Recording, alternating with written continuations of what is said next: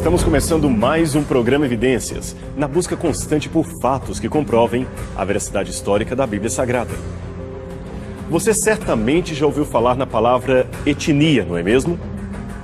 Embora não haja uma definição precisa para esse termo, etnia significa um grupo de indivíduos caracterizados por alguns elementos culturais em comum, como língua, religião, métodos de cultivo, alimentação e história.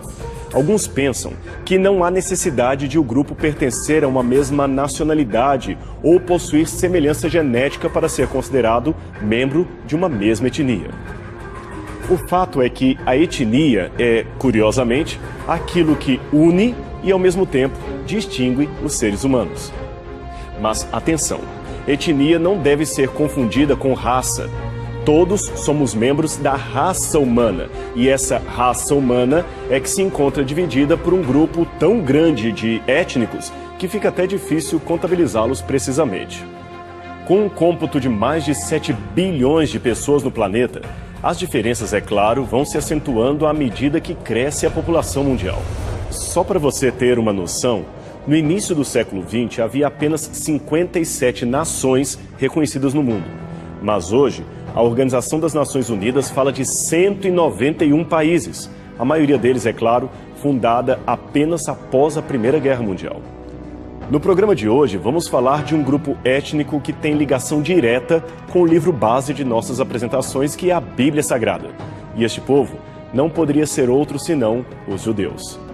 Eles não são numericamente grandes. No mundo existem cerca de 14 milhões de judeus, o que dá 0,2% da população mundial. E destes, apenas 6 milhões residem no Estado de Israel. Os demais espalham-se em diversas partes do mundo, especialmente nos Estados Unidos, Rússia, França e Alemanha. Mas é interessante notar que, apesar de serem tão poucos em termos demográficos, os judeus sempre exerceram uma influência sem precedentes em toda a história mundial. Você pode até não saber direito quem são eles, ou mesmo não ter conhecido nenhum judeu, mas saiba que muitos dos benefícios de sua vida hoje se devem a cidadãos judeus no mundo. Veja alguns deles.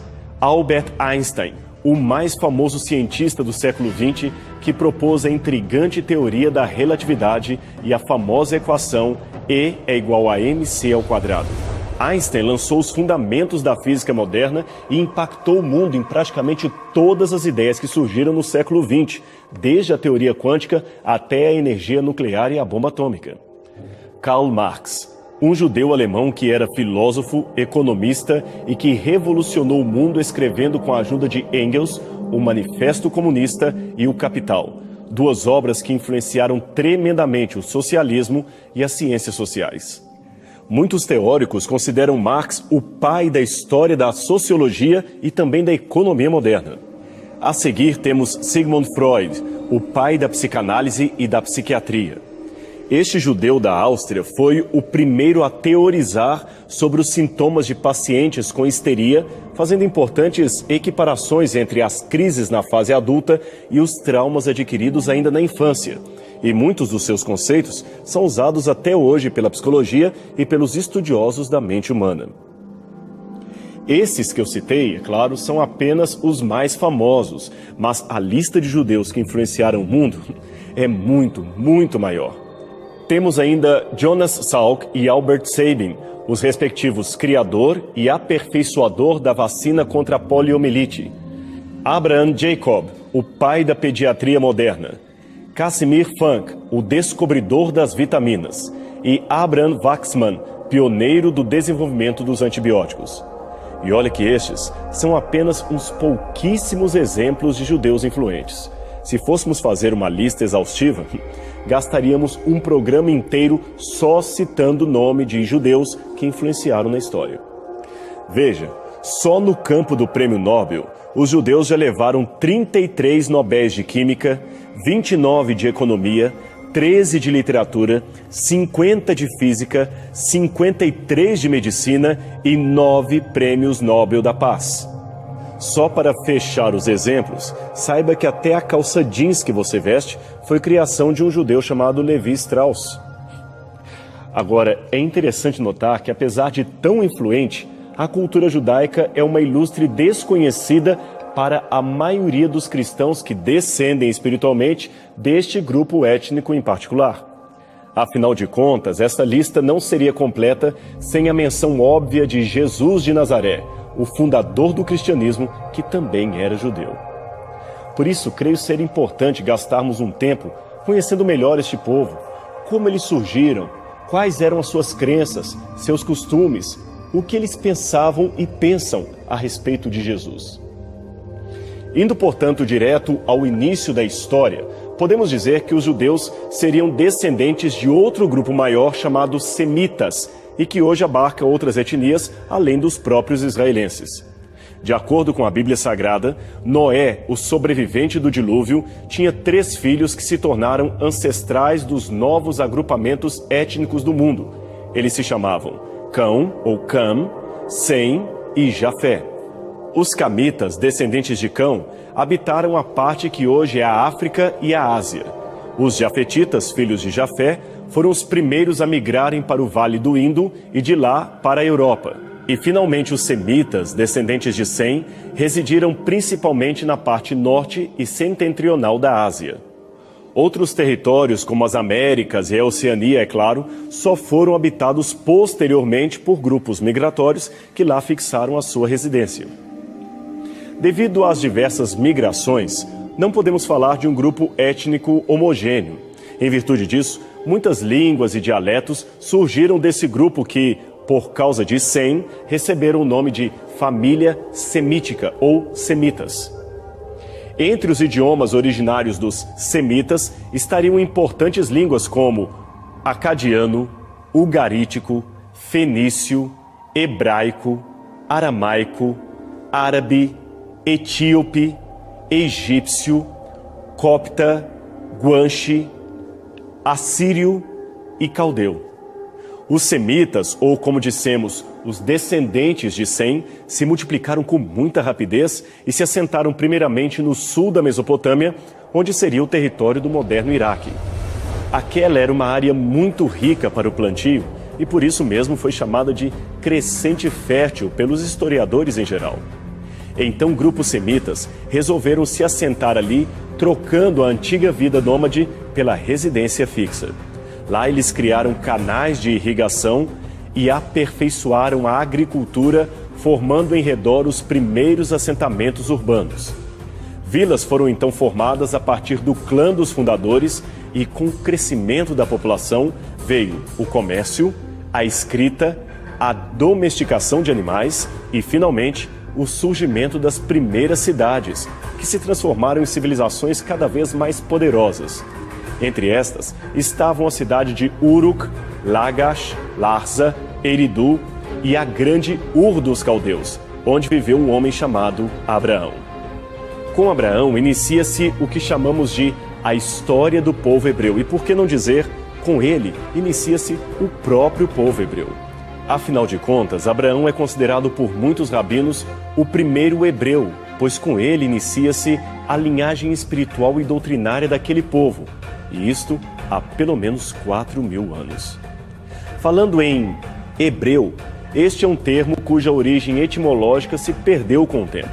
Ele aparece na Bíblia em Gênesis capítulo 14, verso 13, referindo-se a Abraão, e todas as antigas fontes bíblicas e não bíblicas traduzem hebreu como um designativo aparentemente exclusivo daqueles descendentes de Abraão. Alguns pensam que hebreu vem do nome Éber, mencionado em Gênesis capítulo 10, verso 21, como sendo um ancestral distante do próprio Abraão. Outros pensam que hebreu viria da palavra hebraica abar, que quer dizer passar pelo meio.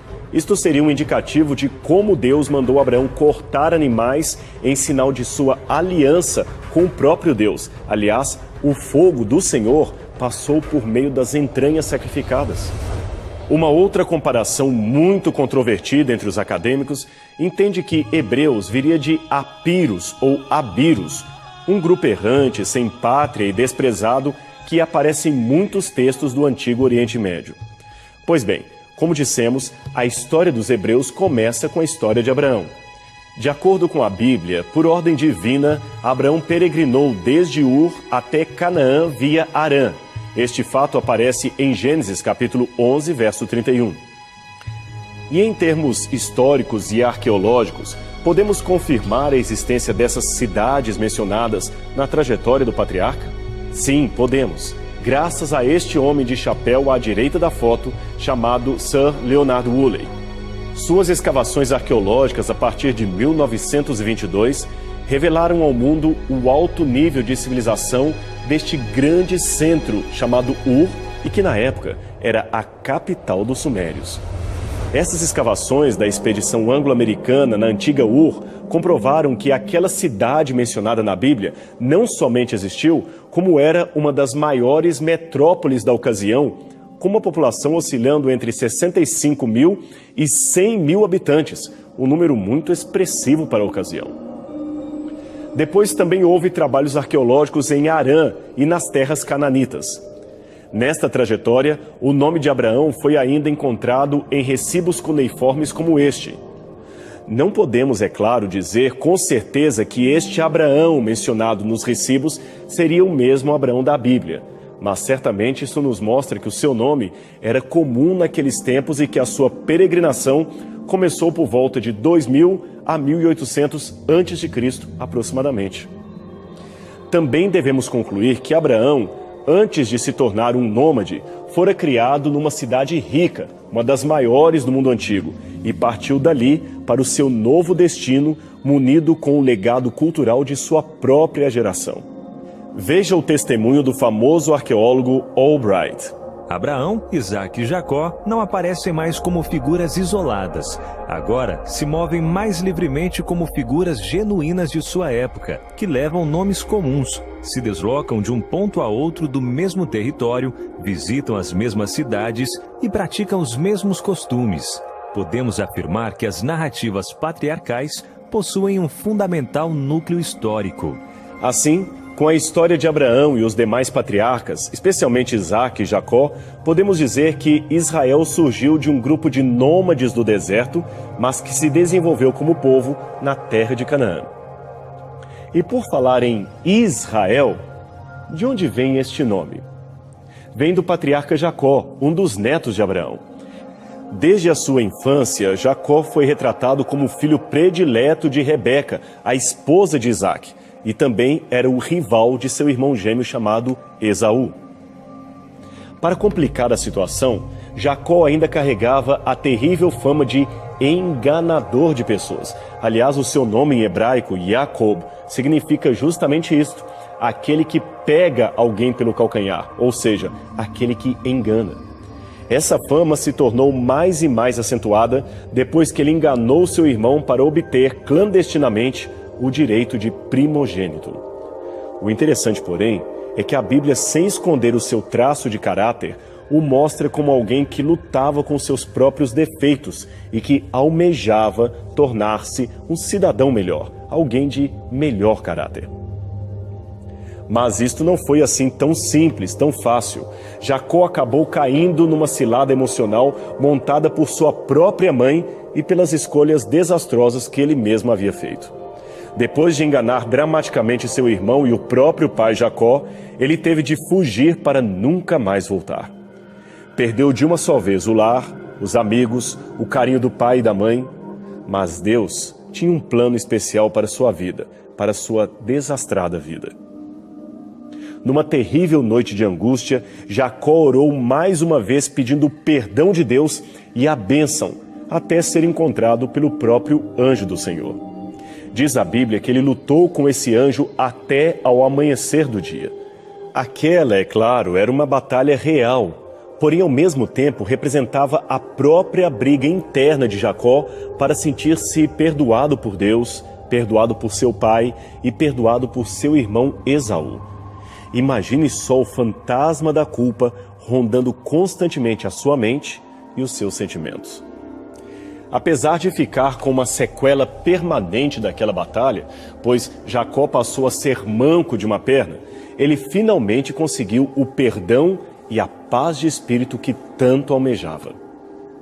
Noutras palavras, Ele lutou espiritualmente com o próprio Deus e prevaleceu. Então o anjo do Senhor muda o seu nome de Jacó para Israel. E é isto mesmo, Israel é a junção de 3 palavras hebraicas. Ish, que quer dizer homem, Ha, batalha, e El, Deus. Israel, o mesmo nome que futuramente seria usado para referir-se aos seus descendentes quando se tornassem um único país. Então, recapitulando, você tem Abraão, apelidado de Hebreu, e depois Jacó, que passa a se chamar Israel. Hebreus foi o apelido dado aos descendentes de Abraão, Isaque e de Jacó, e descreve mais o período em que eram nômades pelo deserto. Já Israel refere-se ao período em que estavam assentados em Canaã, conquistando o território que lhes era de direito.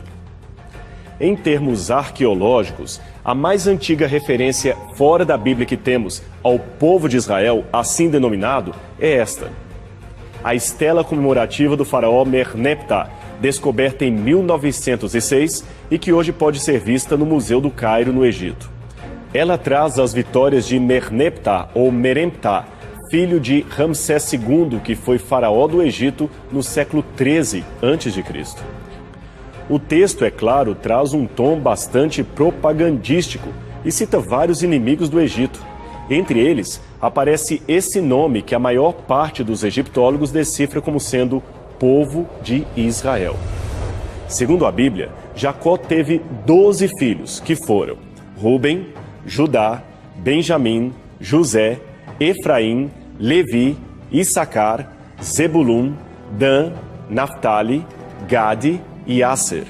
Esses filhos deram origem às famosas 12 tribos de Israel, diversas vezes mencionadas na Bíblia Sagrada.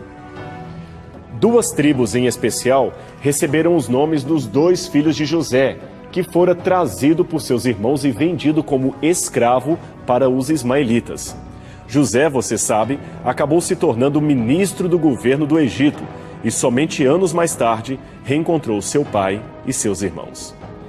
Em virtude do prestígio político e administrativo de José, a família de Jacó recebeu do próprio faraó um convite especial para morarem nas terras do Egito. Eles aceitaram e por mais de 2 séculos ali tiveram filhos, filhas e demais descendentes. Até que se levantou no Egito um novo faraó que não conhecia a fama de José, e ele escravizou os descendentes de Jacó. Foi neste período que o povo hebreu se tornou terrivelmente oprimido. Então Deus levantou um outro libertador. E todos conhecem o seu nome, Moisés. Ele iniciou o êxodo dos hebreus do Egito para a terra de Canaã, a terra prometida a Abraão, Isaque e Jacó. Ali eles se fixaram e depois de muitas conquistas, dividiram o território entre si. Esta é a configuração geográfica do território de Israel, dividido pelas 12 tribos que agora compunham o país. Na verdade, havia uma 13ª tribo, digamos assim, que não tinha um território definido para si. Eram os levitas. Estes eram os que ministravam os sacrifícios e os serviços litúrgicos do povo de Israel. Seu principal campo de atuação era o santuário móvel, erguido por ordem do próprio Deus. Mas apesar da suposta irmandade entre as tribos, a história registra que os descendentes de Israel, agora o país de Israel, não eram um grupo tão unido como deveriam. E isso ficou ainda mais manifesto na ruptura que houve após a morte do rei Salomão, o filho de Davi, que governou o território por volta de 930 ou 920 a.C. A cronologia varia de acordo com as fontes. Pois bem, neste tempo, uma facção liderada por Jeroboão viu com a morte do rei uma oportunidade de minimizar o poder centralizado em Jerusalém. Então ele levou 10 tribos a se ajuntarem com ele na formação de um reino separatista no norte do país. Essa separação foi uma das mais graves ocorrências para o povo, que trouxe consequências para toda a história dos judeus. Mas pena que o nosso tempo está esgotando e você certamente quer saber como continua essa história e o que ocorreu depois dessa separação e quais as consequências dela para Israel, não é mesmo? Então vamos fazer um trato. Semana que vem, você não pode perder a continuação deste assunto aqui na TV Novo Tempo, no seu programa Evidências. Até lá!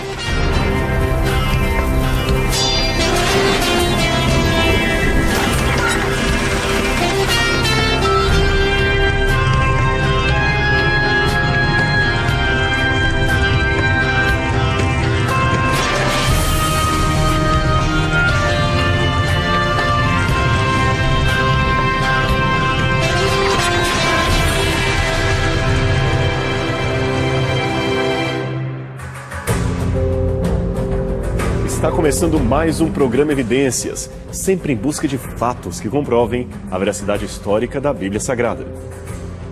Na semana passada, iniciamos uma apresentação resumida da história dos judeus, um dos povos mais influentes de toda a história e de onde saiu o cristianismo. Ali vemos como este povo teve participação direta na preservação das verdades divinas e como, através de um homem chamado Abraão, Deus fez surgir a linhagem que traria ao mundo o Messias Salvador. Também vimos como os patriarcas antes nômades e pastoralistas deixaram a vida do deserto para fixarem-se nas terras de Canaã. Antes disso, porém, eles se mudam provisoriamente para o Egito e lá são muito bem tratados, até que um novo faraó sobe ao poder e os oprime com mão de ferro. Os hebreus, a partir de então, são reduzidos à mais terrível forma de escravidão. Essa opressão dura centenas de anos, até que Moisés surge no Egito e os liberta dali. Os passos seguintes você se lembra. Eles caminham para Canaã, tomam posse da terra e a dividem também entre 12 tribos conforme os 12 filhos e netos de Jacó. Nós também explicamos no programa anterior que hebreu foi o primeiro apelido dado ao povo que era aplicado ao próprio patriarca Abraão. Mas depois que já estavam assentados na terra de Canaã, a terra prometida, eles passaram a ser mais conhecidos pelo nome de Israel, possivelmente em homenagem ao patriarca Jacó, que passou a se chamar Israel depois de sua vitória sobre o anjo do Senhor. Nossa descrição parou nos tempos da monarquia, quando, após a morte do rei Salomão, uma revolta interna dividiu o território em duas partes. Em suma, foi assim que tudo aconteceu. Salomão foi um sábio e justo rei de Israel, mas isto não impediu que ele cometesse erros e ganhasse severa oposição do povo. Ainda em seu governo, Jeroboão, que era filho de um dos homens de maior confiança do rei, provocou uma revolta contra a casa real por causa dos impostos abusivos que eram cobrados do povo. E de fato, no auge de sua glória, Salomão começou a ter ideias muito imperialistas de governo que eram, é claro, contra a vontade de Deus. Isso fora a sua idolatria e contaminação com mulheres pagãs. Na sua primeira revolta, Jeroboão não foi bem sucedido e acabou tendo que fugir para o Egito, onde ficou sob a proteção do faraó. Mas tão logo morre o rei Salomão, 10 tribos do norte simplesmente não aceitam que Roboão, o filho e príncipe herdeiro, assumisse o controle do reino. Isto porque eles certamente sabiam que Roboão os subjugaria tal qual havia feito o seu pai. Então Jeroboão, que havia regressado do Egito nessa época, foi eleito rei por essas tribos rebeldes e Roboão não teve escolha senão governar sobre as tribos de Judá e Benjamim, que ficavam ao sul. Então a nova configuração do reino passou a ser assim. A parte em azul no mapa, composta por 10 tribos, passou a se chamar Israel, ou Reino do Norte, e mais tarde Reino da Samaria. Já a outra parte amarela seria o Reino da Judeia, composto pelas tribos restantes que aceitaram ser governadas pelo filho de Salomão. As vantagens do sul é que eles ficaram com a cidade de Jerusalém como a sua capital e também com o lindo templo que Salomão havia construído. E também com a tribo dos sacerdotes levitas, que garantiriam o sistema legal de sacrifícios conforme as prescrições de Deus através de Moisés.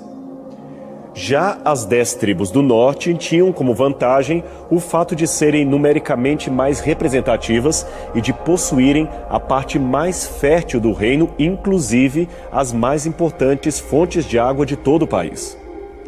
Mas, para ambos havia a desvantagem que agora eram inimigos um do outro e assim ficariam por um bom espaço de tempo.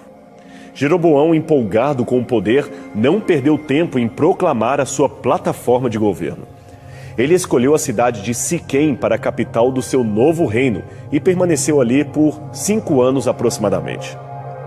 Depois ele transferiu a capital para Penuel e Tirsá, e só mais tarde, sob o comando de outro rei, foi construída a cidade de Samaria, que se tornou a capital definitiva do Reino do Norte, a saber, Israel. Enquanto isso, os cidadãos do sul seguiam com seu reino, que agora era conhecido como o Reino de Judá. E aqui vem um detalhe importante.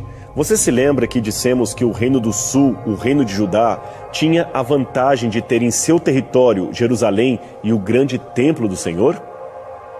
Pois bem, Jeroboão temeu que o povo de Israel, o povo do norte, se ajuntasse ao povo de Judá, unificando novamente o reino e se tornando contra o seu governo. Afinal de contas, ele não era um descendente legítimo de Davi. Então o que ele fez? Ele impediu que os seus súditos fossem até Jerusalém e ao templo judeu para realizar sacrifícios e ofertas religiosas. Ao invés disso, deveriam realizar os seus rituais religiosos ali mesmo, no território de Israel.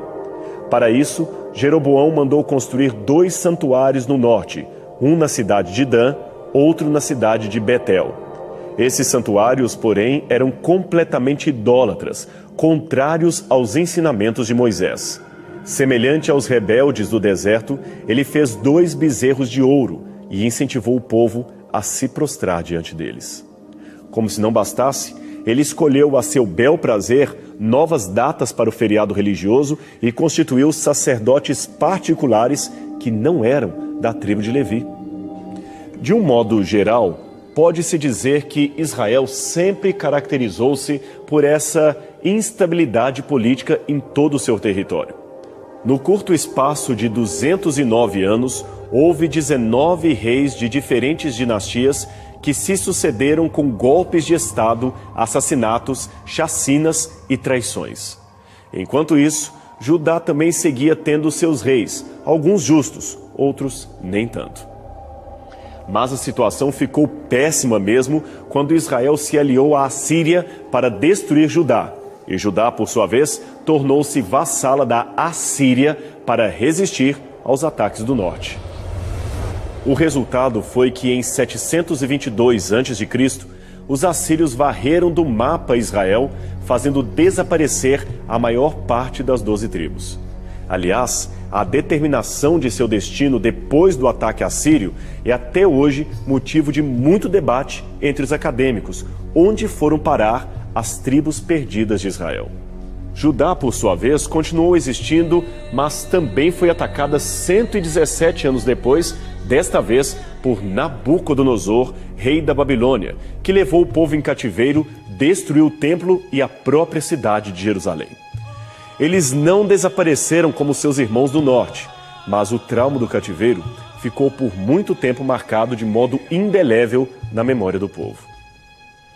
Agora, por outro lado, é interessante notar que, apesar da queda de Jerusalém, menos de 2 séculos depois de Samaria, a capital do reino de Israel, ao serem levados para o cativeiro da Babilônia, os moradores de Judá mantiveram, pelo menos em parte, fortes laços culturais que os mantiveram mais unidos que seus vizinhos do norte. Isso talvez seja graças às profecias de Jeremias, que previu o exílio e afirmou que o mesmo duraria apenas 70 anos. Depois disso, de fato, o povo voltou para Jerusalém, reconstruiu a sua cidade, reconstruiu o templo e ainda haveria de receber o Messias, o que realmente aconteceu na história. Nesse período de cativeiro que surge pela primeira vez o uso do termo judeu, referindo-se não apenas aos membros da tribo de Judá, mas a todos os descendentes vivos de Abraão que viveram e sobreviveram ao exílio da Babilônia. Depois disso, já na época dos persas, o termo judeu passou a significar o seguidor da religião judaica, isto é, da fé de Abraão. E muitos estrangeiros que se convertiam a essa fé semítica também passaram a se identificar como judeus ou membros espirituais da tribo de Judá. De certa forma, foi através da tribo de Judá que a tradição judaica se preservou, existindo com força até os dias atuais. Então, se você se lembrar do que falamos desde o primeiro programa, os descendentes de Abraão foram primeiramente conhecidos pelo nome de hebreus, depois israelitas e, finalmente, após o cativeiro, judeus. Hoje ainda temos o termo israelense, que é de uso moderno, e sobre isso falaremos num outro programa. Agora, continuando a nossa história, passado o tempo do cativeiro previsto por Jeremias, Ciro, o Grande, conquistou a Babilônia e enviou os judeus de volta para o seu antigo território. Assim, ele designou para eles a província de Yehud, que, de maneira geral, era o mesmo território da antiga província ou tribo de Judá. Os judeus habitaram ali até o 2º século da era cristã. Eles reconstruíram o templo, enfrentaram outros inimigos, novos inimigos, e acabaram dominados pelos romanos. Em todo esse tempo, do cativeiro à chegada dos romanos, o país passou a ser dirigido por leis judaicas. Lembre-se que a sua religião nesta época, como dissemos, passou a se chamar judaísmo, e a prática religiosa de Judá, especialmente com os acréscimos legais que foram ocorridos durante o cativeiro, passou a caracterizar as correntes mais piedosas do povo dos descendentes de Abraão.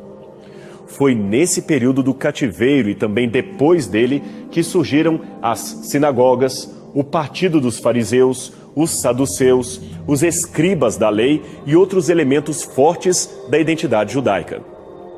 Mas esse processo de semi-autonomia foi temporariamente interrompido em 168 a.C., quando os seleucidas da Síria tentaram pôr fim à liberdade dos judeus. Aí irrompeu a chamada Guerra dos Macabeus, quando os judeus reconquistaram a sua independência e a mantiveram sob a dinastia dos Asmoneus e também depois dos Herodianos. Esses últimos, porém, os Herodianos, não eram, a bem da verdade, eleitos pela vontade do povo, mas sim pela vontade de Roma, que agora dominava a região. Aliás, deixe-me contar essa história para você. Em 63 a.C., o general Pompeu Magno invadiu a Judéia e a anexou ao domínio romano. Entre 63 a.C. e 6 d.C., o território dos judeus foi um principado vassalo do Império de Roma. No ano 40 a.C., um homem chamado Herodes, que era genro de Hircano II, foi nomeado rei da Judéia por ordem de Otaviano e Marco Antônio. Esse título, na verdade, ele só foi exercer mesmo depois do ano 37 a.C. A ele foi concedida autonomia quase ilimitada nos assuntos internos do país. Ele cunhou moedas, construiu grandes monumentos, ergueu novas cidades no território e até reformou o Templo de Jerusalém, tornando-o um dos edifícios mais grandiosos da ocasião. O templo, você se lembra que Salomão havia erguido em Jerusalém, tinha sido destruído pelos babilônios. O seu processo de reconstrução já se arrastava desde os dias de Zorobabel e não parecia ter fim. Para piorar a história, este templo reconstruído na época de Zorobabel era muito tímido, muito pobre se comparado ao grande templo de Salomão. Ele não parecia digno de ser objeto do grande orgulho judaico. Mas com Herodes foi diferente, pois ele tornou o templo um edifício suntuoso e magnífico. O problema é que esse mesmo Herodes era um rei odiado pelos judeus, isto mesmo, ele era detestado. Primeiro, porque ele não era 100% judeu, mas sim idumeu. A sua mãe, para você ter uma ideia, era descendente dos árabes. Em segundo lugar, Herodes era detestado porque tornou-se um adulador dos romanos. E em terceiro lugar, ele também era odiado porque era um louco. A história revela que ele mandou matar vários membros de sua família porque temia que alguns deles pudessem tomar-lhe a coroa. Aliás, isso explica porque ele mandou matar os bebês de Belém apenas porque tinha medo de que uma criança dali tomasse o seu domínio. Quando Herodes morreu no ano 4 a.C., o seu território foi dividido em 3 principados e repartido entre os seus 3 filhos sobreviventes, a saber, Arquelau, Filipe e Herodes Antipas. Esse Herodes Antipas ficou com a parte da Galileia e Pérea demarcados em roxo no mapa. Foi ele também o mesmo rei que no futuro mandaria matar João Batista e pediria a Jesus para operar um milagre, prometendo livrá-lo da morte caso o fizesse. Era um homem fraco e frívolo, praticamente destituído de todo e qualquer bom traço de caráter. Voltando ao mapa, você vê um território marrom que foi dado a Filipe, e a parte avermelhada, que compreende a Judeia, foi oferecida a Arquelau. Aquela era a parte mais importante do reino, onde ficava a cidade de Jerusalém. Mas Arquelau conseguiu ser pior ainda que seus irmãos. Por causa de sua incompetência administrativa, Roma o tirou do poder e enviou procuradores latinos para administrarem o território em seu lugar. O próprio Arquelau terminou indo para o exílio por ordem de César e nunca mais voltou à Judeia. Mesmo seus irmãos passaram a ter um domínio relativizado da região, porque a partir de 6 d.C., o território dos judeus deixou de ser um principado para tornar-se uma província romana administrada parcialmente pelo governador da Síria. É por isso que o evangelista Lucas, ao descrever o censo realizado na época do nascimento de Jesus, o faz nas seguintes palavras: Esse, o primeiro recenseamento, foi feito quando Quirino era governador da Síria. Lucas 2, verso 2. Uma outra possível tradução deste texto seria a seguinte: Esse censo foi anterior ao de Quirino, quando ele era governador da Síria. Quirino, é claro, governou a Síria depois da morte de Herodes, mas a menção que Lucas faz dele serve para situar o evento na história e ilustra essa jurisdição parcial da Síria sobre o território judeu que acabamos de mencionar.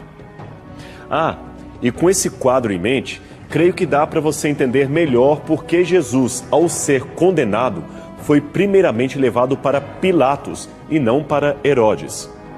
Pilatos era o prefeito da Judeia e Herodes era o rei, parcial, digamos assim, do território da Galileia. Como era a festa da Páscoa, uma festa religiosa, ambos estavam em Jerusalém por causa do feriado judeu. Pilatos não queria correr riscos condenando Jesus à morte, pois isto poderia gerar uma guerra civil. Então ele o enviou a Herodes, que depois de fazer umas perguntas tolas a Cristo, o enviou de volta a Pilatos, conforme relata o Evangelho. Então o tempo foi se passando e 39 anos depois desse episódio, isso é, da morte de Jesus, o belo templo judeu restaurado e ampliado por Herodes o Grande também foi terrivelmente destruído, desta vez pelos romanos. Aquele foi outro duro golpe na história dos judeus. Em Roma, é possível ver até hoje esse relevo no Arco de Tito, comemorando a destruição do Templo de Jerusalém, e esta moeda em especial de bronze foi cunhada com os dizeres Iudeia capta, isto é, Judeia capturada. Ela foi feita para relembrar a derrota dos judeus. Durante o período desse segundo templo, o Sinédrio era a autoridade máxima judiciária do povo. O seu conselho reunia 71 membros e ficava em Jerusalém. Mas depois da destruição do templo e da cidade, esse mesmo Sinédrio teve de se transferir para a cidade de Yavné, e a sua autoridade continuou sendo reconhecida até mesmo pelos romanos. Agora, sem Jerusalém e sem o templo, símbolo máximo da nação, uma grande parte dos judeus que já morava fora de Israel, desde os tempos da Babilônia, ficou ainda mais à mercê de costumes diferentes daqueles que moldavam a identidade e o caráter espiritual do seu povo. Muitas comunidades judaicas, é claro, continuaram bravamente mantendo seus costumes e as suas tradições, mas também muitas outras, para não serem mais perseguidas pelos não-judeus, começaram a mesclar os seus próprios costumes com aqueles do mundo pagão. Desde a época do domínio dos gregos e agora também sob o domínio dos romanos, muitas tentativas foram feitas para que os judeus adotassem os costumes de outras religiões, como, por exemplo, o culto ao imperador, o culto a César. Foi, aliás, no intuito de resistir a essa helenização do judaísmo que se levantaram líderes como Bar Corba. Ele, escondido nas cavernas, organizou um exército e lutou bravamente contra os romanos. Ele até chegou a cunhar moedas como esta, estampando o templo que eles sonhavam reconstruir em Jerusalém. Mas o imperador Adriano sufocou a rebelião. E desta vez a resposta de Roma foi ainda mais agressiva.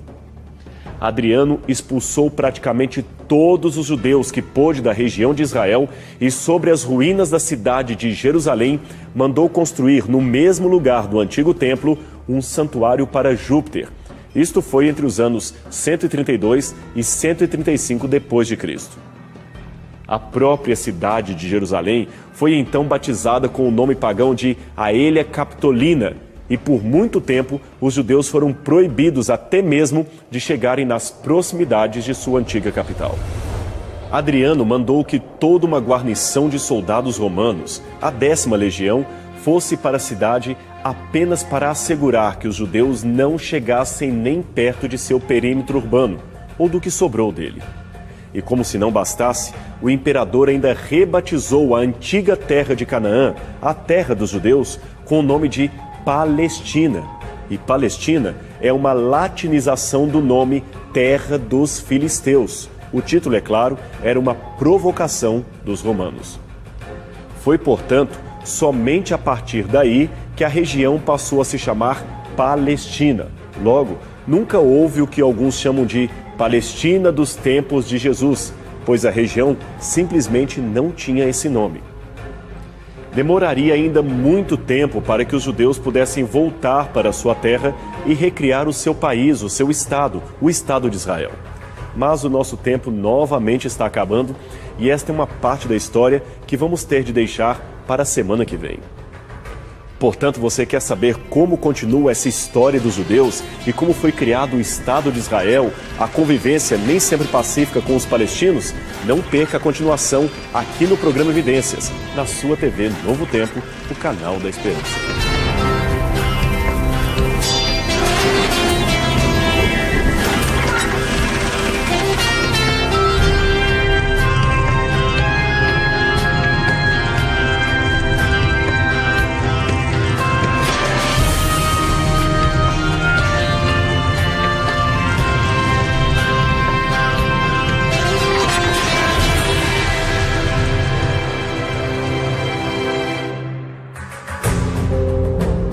Começa pela TV Novo Tempo mais um programa Evidências, na busca de fatos que comprovem a veracidade histórica da Bíblia Sagrada. No programa anterior, você viu mais um pouco sobre a história dos judeus e a luta para preservar a sua identidade ao longo dos séculos. Ali chegamos até ao tempo de Adriano, que os expulsa de sua terra natal, criando um novo território chamado Palestina. Isso foi de 132 a 135 de nossa era, e mais uma vez na história, os judeus são obrigados a deixar a sua terra para viverem errantes pelo mundo. Na verdade, os judeus nunca deixaram 100% de habitar as terras bíblicas. Sempre houve comunidades coesas de judeus que se firmaram sobretudo ao redor do Mar da Galileia. Cidades como Tiberíades, Séforis, Isfat e Cafarnaum ergueram prósperas comunidades judaicas. Naquela época, estamos falando do 3º século de nossa era, a força de Roma estava temporariamente enfraquecida devido ao conflito com a Pérsia e Palmira, que só seria solucionado 2 séculos mais tarde. Esse, portanto, foi um período de relativa prosperidade para os judeus que começaram a se assentar na região e construir várias sinagogas com alto nível arquitetônico. Pelo fato de ser um povo culturalmente baseado nas escrituras sagradas, os judeus tiveram grandes vantagens sobre os seus vizinhos. Numa época em que a maior parte da população não tinha acesso à sala de aula, os judeus desenvolveram para si um sistema cultural de altíssimo nível e conseguiram, graças a certa prosperidade financeira, conservar pelo menos uma autonomia jurídica em meio à sociedade na qual estavam assentados. Essa sinagoga erguida em Cafarnaum sobre os alicerces de uma outra sinagoga, que data dos dias de Jesus, nos dá uma ideia da prosperidade judaica no local. O tamanho, as pedras calcárias importadas, tudo nos dá uma noção de como a comunidade era próspera naquele tempo. Aliás, um cofre com 25 mil moedas foi encontrado, evidenciando que ali frequentavam pessoas de considerável poder aquisitivo. A sinagoga de Cafarnaum era, portanto, um edifício altamente luxuoso para a época, um ápice da arte arquitetônica de Israel para a região. Voltando a falar das atividades literárias dos judeus, é importante dizer que eles nunca deixaram de ser o chamado Am HaSefer, ou o povo do livro, como eles mesmos gostavam de ser reconhecidos. Suas escolas eram dirigidas por rabinos que nem sempre confiavam na guia espiritual dos sacerdotes.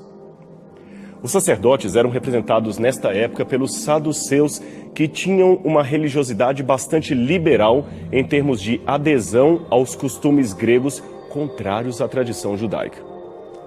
Assim, nessa atividade educacional, surgiram, após a destruição do templo pelos babilônios, os Nassim, com a tarefa de conduzir o povo religiosamente. E quem eram eles, os Nassim?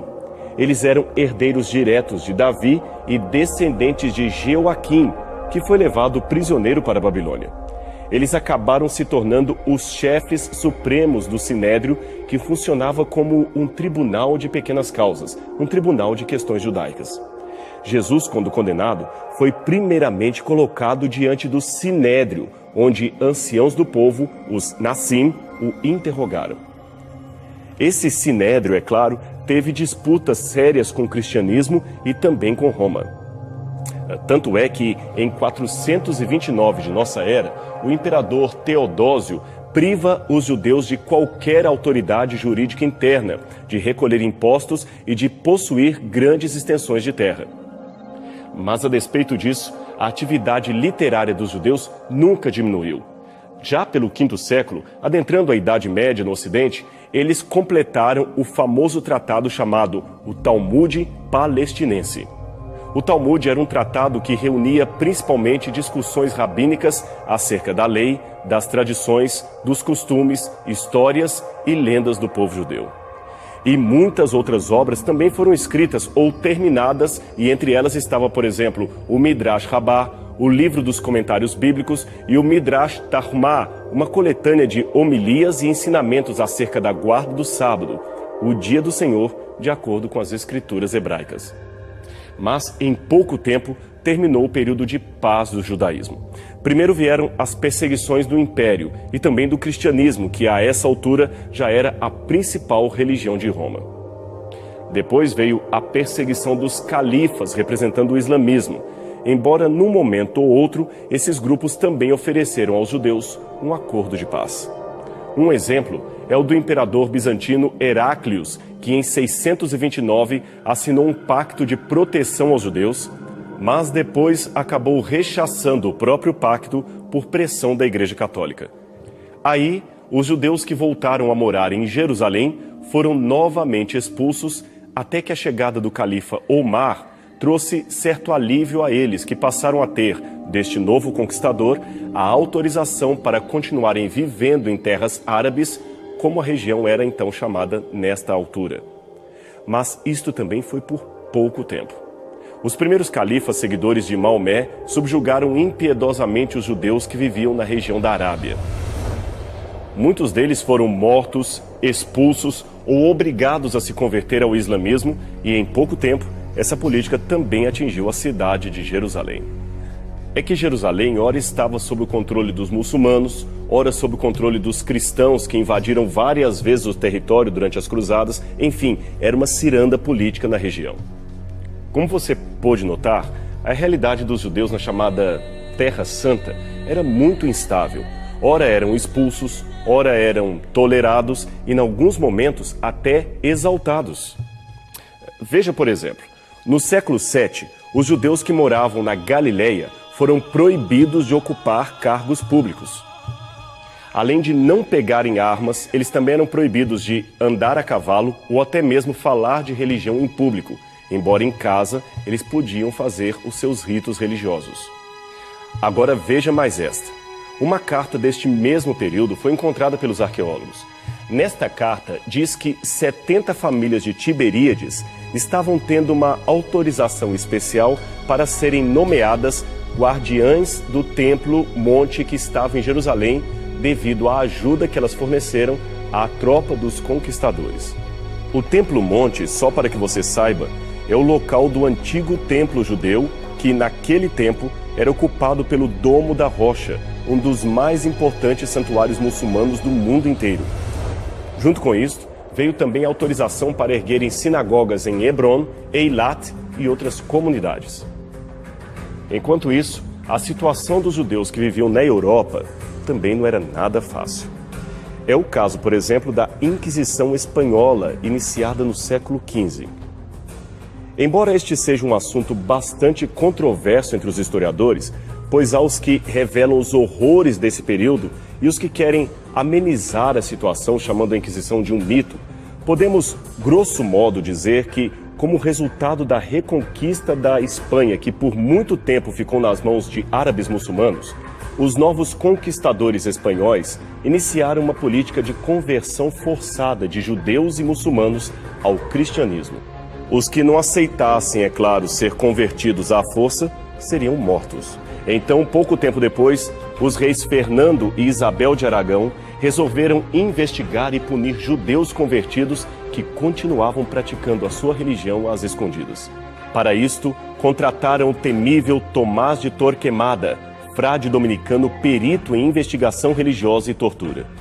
Dizem que, a princípio, o próprio Papa Sisto IV se opôs quando a Inquisição foi instalada em Servilha em 1478 por causa dos abusos que se cometiam em nome de Deus.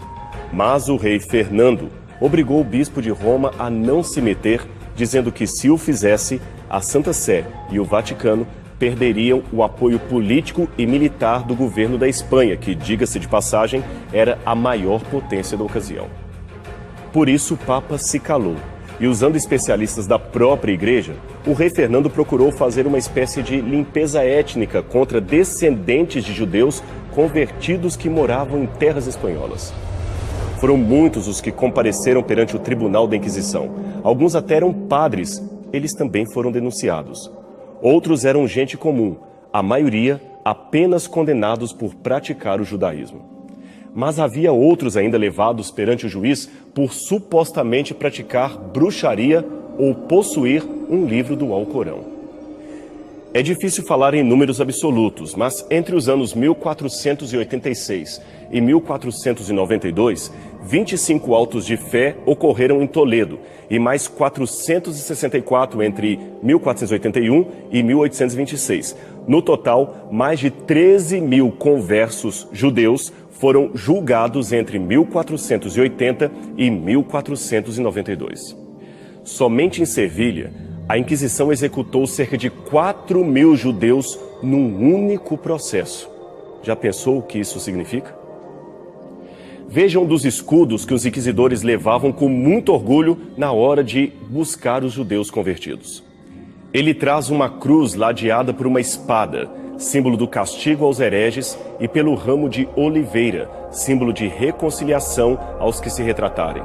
Em latim, aparece a inscrição Exurge Domini et iudica causam tuam, traduzindo, levanta, ó Senhor, e defenda a tua causa. Em 1492, um novo decreto do rei da Espanha suspende temporariamente a execução dos judeus, mas ordena a imediata saída daqueles que ainda estavam em território espanhol. Então, algo em torno de 60 a 120 mil deles emigraram para Portugal e foram acolhidos pelo rei Dom João II. Mas em 1497, o mesmo Dom João morre e quem assume o trono é Dom Manuel, que se casa com a infanta Isabela de Aragão, filha herdeira dos reis católicos da Espanha. O resultado? os judeus são novamente expulsos, só que dessa vez do território português. Mas aí houve uma novidade. Para impedir a saída de tanta gente de uma só vez do reino, gente com dinheiro, Dom Manuel decretou a conversão obrigatória de todos os judeus para o catolicismo. E isto deveria ocorrer num prazo máximo de 10 meses. Aí criou-se em Portugal o conceito de cristão novo. Cristão novo seriam judeus convertidos na marra e batizados para escapar da morte. Aliás, a expressão convertidos na marra nos lembra um termo pejorativo que era dado aos cristãos novos que ainda praticavam o judaísmo às escondidas. Eles eram chamados de marranos, que quer dizer porcos. E você sabia que, por causa disso, estima-se que uma considerável parte da população brasileira pode ter sangue judeu nas suas veias? Alguns pesquisadores chegam a estimar que os descendentes de judeus seriam algo em torno de 1/10 da população, o que daria pelo menos 17 milhões de pessoas. De acordo com a pesquisadora Anita Nowinski, no final do século XV, os judeus compunham entre 10% e 15% da população de Portugal. Assim, os historiadores acreditam que 1 em cada 3 portugueses que vieram para o Brasil eram descendentes de judeus. Muitos, é claro, acabaram adotando nomes e sobrenomes cristãos portugueses, além de mesclarem com outras etnias, o que os fizeram perder um pouco da sua originalidade ancestral. Assim, é possível que alguns dos Silva, Ferreira, Pereira, Lopes, Cardoso, Oliveira, Fonseca, etc., sejam descendentes legítimos de famílias judias. Segundo o dicionário Sefardi de sobrenomes, 14 mil sobrenomes ibéricos podem ter ascendência judaica. Mas atenção, nem todos esses nomes foram criados pelas famílias judias, como alguns insistem em dizer. Eles foram apenas adotados de outras famílias cristãs que já possuíam esse sobrenome. Logo, todos os que possuem alguns desses sobrenomes podem ser judeus, mas nem todos são necessariamente descendentes de judeus. Às vezes, para não serem descobertos, um marido assumia um sobrenome e a esposa outro. Os pais também costumavam colocar sobrenomes compostos nos filhos para não serem apanhados pela Inquisição. As formas de camuflar a ascendência judaica eram variadas, fora o fato de que no Brasil houve muita miscigenação. Como então saber se um sobrenome vem mesmo de família de judeus? Simples. É só ter a paciência que muitos historiadores tiveram de verificar os autos de pelo menos 40 mil julgamentos que resistiram ao tempo e estão à disposição para serem investigados. 95% deles são referentes a crimes de judaísmo e os nomes eram meticulosamente anotados pelos inquisidores. Veja o exemplo de 2 páginas de um auto contra Antônio José da Silva, um dramaturgo filho de cristãos novos portugueses que nasceu no Rio de Janeiro em 1705. A primeira página traz apenas o seu nome e o título e o número do processo. A segunda detalha a sua acusação. Depois de várias vezes preso, ele foi novamente obrigado a comparecer perante a Inquisição em 1737, porque uma escrava o acusou de estar guardando o sábado. Mais tarde, ele foi torturado, e quando descobriram que ele era circundado, foi novamente torturado. E 2 anos depois, em 1739, mais precisamente no dia 18 de outubro, ele foi sentenciado à morte. Os seus algozes perguntaram se ele aceitaria morrer como um católico, porque se aceitasse, eles garantiam que a sua dor seria minimizada. Ele aceitou, e assim foi misericordiosamente estrangulado com um garrote. E somente depois disso, o seu corpo sem vida foi queimado em praça pública. Sua esposa Leonor foi obrigada a assistir todo o processo, e ela também morreu logo depois. Essa história inspirou a obra O Judeu, de Bernardo Santareno, uma das mais famosas peças da dramaturgia portuguesa. Como você pôde ver, o título de Cristão Novo não era um impedimento para que uma pessoa fosse condenada pelo Santo Ofício. Aliás, existe um episódio muito triste ocorrido em 1506, justamente num período de Páscoa. Neste momento, padres franciscanos incitaram uma multidão a linchar centenas de pessoas suspeitas por praticarem judaísmo. A barbárie durou 3 dias e, por essa razão, várias famílias fugiram de Lisboa. De fato, os judeus são, como a própria Bíblia diz, um tição tirado do fogo. Gente sofrida, que pagou caro para manter as suas raízes. Mas, do passado remoto ao presente, planejando o seu próprio futuro, eles continuam influenciando a sociedade do mundo inteiro. Muitos, é claro, abdicaram de sua fé abraâmica e se secularizaram, não acreditando mais em Deus. Mas isto não impede que vejamos neles o cumprimento de uma promessa feita há mais de 4.000 anos, quando Deus chegou para Abraão e disse: "Em ti serão benditas todas as nações." Deles, lembremos, veio o Messias que nós cristãos professamos seguir e as Escrituras Sagradas que nós tanto amamos. A sua história ainda enfrentaria outros sofrimentos. 6 milhões de judeus foram mortos durante a Segunda Guerra Mundial, um dos piores holocaustos de todos os tempos. Ele foi executado por motivos racistas e desumanos, mas novamente eles sobreviveram. Em 1947, a ONU aprovou o Plano de Partilha da Palestina e criou o Estado de Israel. Em maio de 1948, a criação foi finalmente instituída. Muitas lutas se seguiriam depois disso, e o conflito, infelizmente, ainda parece muito longe do fim. Também é difícil tomar uma posição acirrada ao lado dos israelenses ou palestinos. Ambos são irmãos em constante estado de sofrimento. Isto mesmo, irmãos, ainda que não necessariamente pela etnia, pelo menos por sua fé particular, ou seja, o judaísmo e o islamismo. Afinal de contas, ambas as religiões dizem remeter ao mesmo ancestral comum, Abraão. Ainda bem que ele não está vivo para ver alguns dos seus filhos se odiarem tanto. Mas há exemplos bonitos de bondade que silenciam toda a querela política ou militar. Exemplos como o deste homem, Ismail Hatib, um palestino que mostrou a todos o que é o amor e o perdão. Em 2005, o seu filhinho de 12 anos, Ahmed Hatib, estava brincando com uma pistola de plástico que foi confundida por soldados israelenses com uma arma. E o menino então foi alvejado sem a mínima chance de se defender. Isso aconteceu no campo de refugiados de Jenin, na Cisjordânia. Um tiro pegou no peito e o outro na cabeça da criança. Os médicos do hospital Raman, em Haifa, confrontaram o pai com uma difícil decisão. Embora o seu próprio filho não houvesse sobrevivido, Ismael tinha a possibilidade de salvar a vida de várias outras crianças através da doação dos órgãos de Ahmed. A decisão de doar os órgãos de uma criança recém-falecida jamais é algo simples para um pai, para uma mãe. No caso do palestino Hatib, tinha um dilema ainda maior, pois as crianças a serem salvas pelos órgãos do seu filho morto provinham todas de assentamentos de Israel. Mas as crianças não são minhas inimigas, declarou o pai. E depois de deliberar com a sua família e pedir a bênção ao líder muçulmano local, ele autorizou a retirada dos órgãos. E pelo menos 5 crianças israelenses foram salvas. Inclusive essa menina que você vê em seu vídeo, filha de uma família de judeus ultra-ortodoxa.